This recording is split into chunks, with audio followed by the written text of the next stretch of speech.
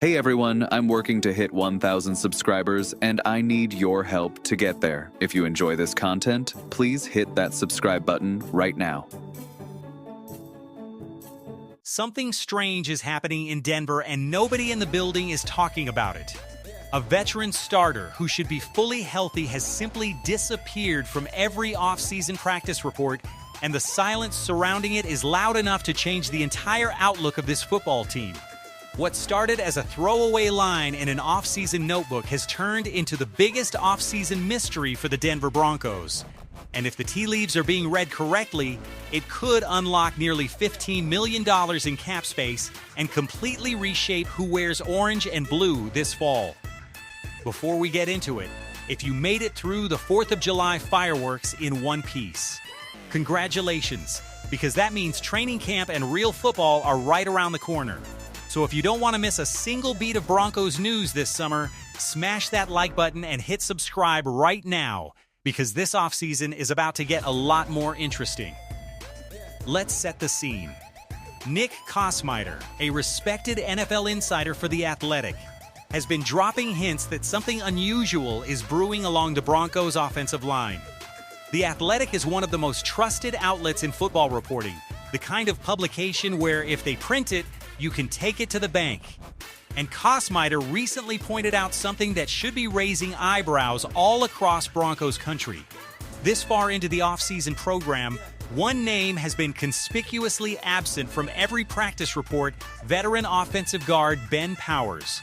Here's why that is such a big deal. Powers tore his biceps all the way back in Week 5 of last season during the Eagles game. He then battled through it and actually managed to start every single remaining game all the way through the postseason run. That means, medically speaking, there is no reason he shouldn't be fully healthy and ready to roll for this year's offseason program. So when a guy who played through a torn biceps and started every game afterward is suddenly a no-show for voluntary work, that is not a coincidence. That is a signal. And in the NFL, when a starter goes quiet during the part of the calendar where availability is basically mandatory unless something else is going on, it usually means a business decision is coming. Let's rewind for a second to understand why Ben Powers matters so much. Back in 2023, one of the very first moves Sean Payton made as the new head coach in Denver was going out and signing Powers to anchor that offensive line. And he delivered. He was a steady, dependable starter who played all 17 games in his first season in Denver. That kind of continuity mattered enormously for quarterback Bo Nix, who has developed into the least sacked quarterback in all of football, largely because of the stability up front. Then last year happened, and the torn biceps threw a wrench into everything. What followed was one of the wildest depth chart sagas in recent Broncos memory. Heading into training camp, the presumed backup plan at guard was Nick Gargiulo, a versatile lineman who could slide in at either guard spot. Then Gargiulo went down in camp, and suddenly the depth chart got a lot thinner. Next man up was veteran Matt Prater, who famously played through what was later revealed to be a season-ending knee injury during a brutal outing against the Jets. He looked like he was playing on one leg because he basically was. And in hindsight, that performance deserves a lot more respect than it got in the moment. That is the kind of toughness that doesn't always show up in a highlight reel, but absolutely deserves a tip of the cap. After that, option number 4 on the depth chart, a lineman named Alex Palchowski, stepped into the fire and performed well beyond expectations. He played so well that he actually earned an All-Pro vote, meaning at least one voter around the league believed he belonged among the best guards in football.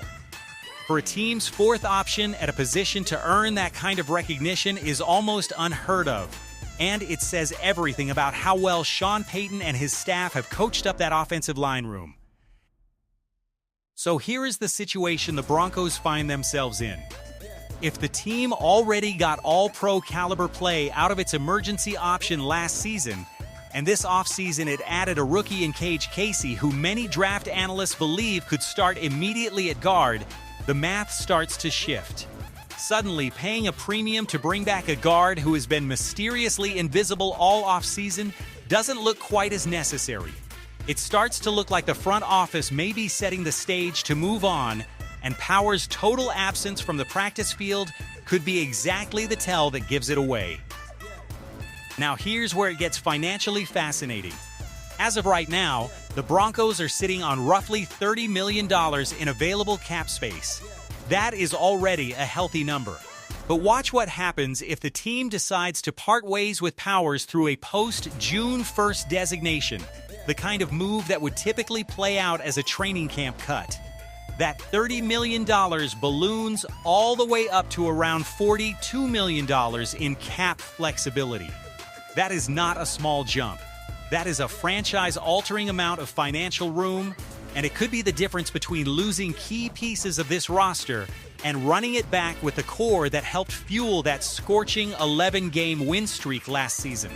Because let's be honest, a lot of that win streak happened with Palshevsky holding down the fort at guard, not Powers. So if Gargiulo returns healthy and impresses, or if Palshevsky simply keeps the job he already earned, there is a strong argument that the guard position is going to be just fine either way. So what would the Broncos actually do with an extra $12 million in newfound cap space? This is where things get exciting, because there are 4 names on this roster that Broncos fans across Denver desperately want to see re-signed. We are talking about electrifying return specialist and receiver Marvin Mims, physical safety Brandon Jones, versatile defensive back Jaquan Johnson, and cornerback Riley Moss. Here's the hard truth, though. If the Broncos keep Ben Powers at his current price tag, there is no realistic path to re-signing all 4 of these guys. Something has to give. Let's break each of them down. Start with Marvin Mims. Reports suggest his next contract could look something like the deal Seattle gave Jackson Smith and Jigba, or more specifically, the return specialist and receiver hybrid model, similar to what other return and receive threats have signed around the league recently. Mims is not just a return weapon, he is a legitimate playmaking receiver who has come up clutch in some of the biggest moments in recent Broncos history. Remember the overtime he forced against the Bengals a couple seasons back?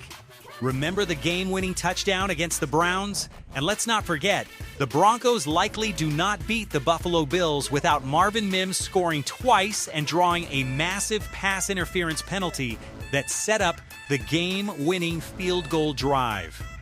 This is a guy who shows up when the lights are brightest. If the front office can find a team-friendly number somewhere in the $10.5 million range, locking him up feels like an easy call. Next is Riley Moss.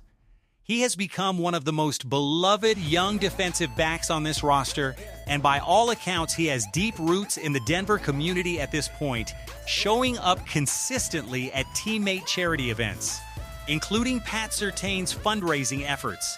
This is a tight-knit secondary that clearly enjoys playing together, and there is real reason to believe Moss could be open to a team-friendly deal in the range of $17 million per year, especially given the trend we have seen from this front office. Time and time again, Denver has locked up its own before hitting the open market. Nick Bonito took an early extension, Zach Allen took an early deal, Quinn Miners signed early, Pat Surtain signed early. There is a pattern here, and it is not an accident. This front office builds trust with its players, and in turn, those players are willing to take a little less guaranteed security today in exchange for the freedom to play fearless. Aggressive football rather than worrying about protecting their next contract.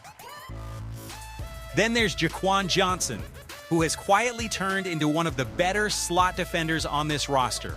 If he is willing to sign in that $13 million range, that is tremendous value for a player of his caliber.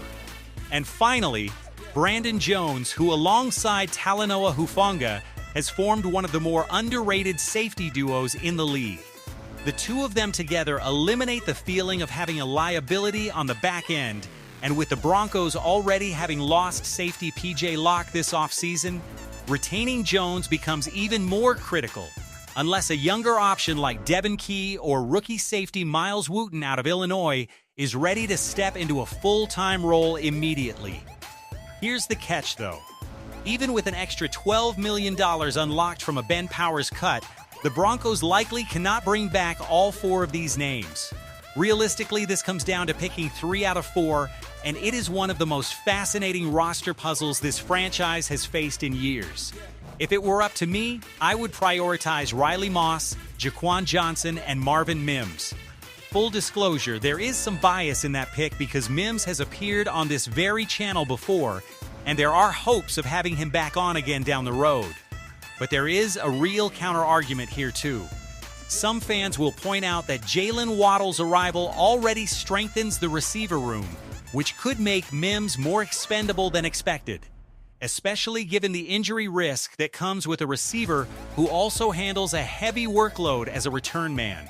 Taking repeated hits on special teams adds real wear and tear, and some fans may not view an $11 million price tag as worth that risk long-term. So really, this decision comes down to how the front office, led by Sean Payton and George Paton, wants to build out the next era of this roster. Do they prioritize offense and explosive playmaking, or do they double down on a defense that has quietly become one of the most physical, disciplined units in the entire NFL? At this point, reading every single tea leaf available, it feels like the smart money is on the Broncos cutting Ben Powers. His total absence from every offseason practice, paired with the emergence of Paljeski and the arrival of a rookie many believe can start immediately, paints a pretty clear picture. It looks like Denver is preparing to move on, bank the extra cap space, and use it to lock down the young core that has already proven it can win games together. But that's just one take. Drop your prediction in the comments below. Do you think the Broncos cut Ben Powers? And if they do, which 3 of these 4 names would you prioritize keeping? This offseason has been quiet for a while, but it feels like real news is finally about to break, and Broncos country is not going to want to miss a second of it. If you enjoyed breaking this down, make sure to like this video, drop a comment with your prediction, and subscribe so you never miss another update on your Denver Broncos. There is a lot more to unpack.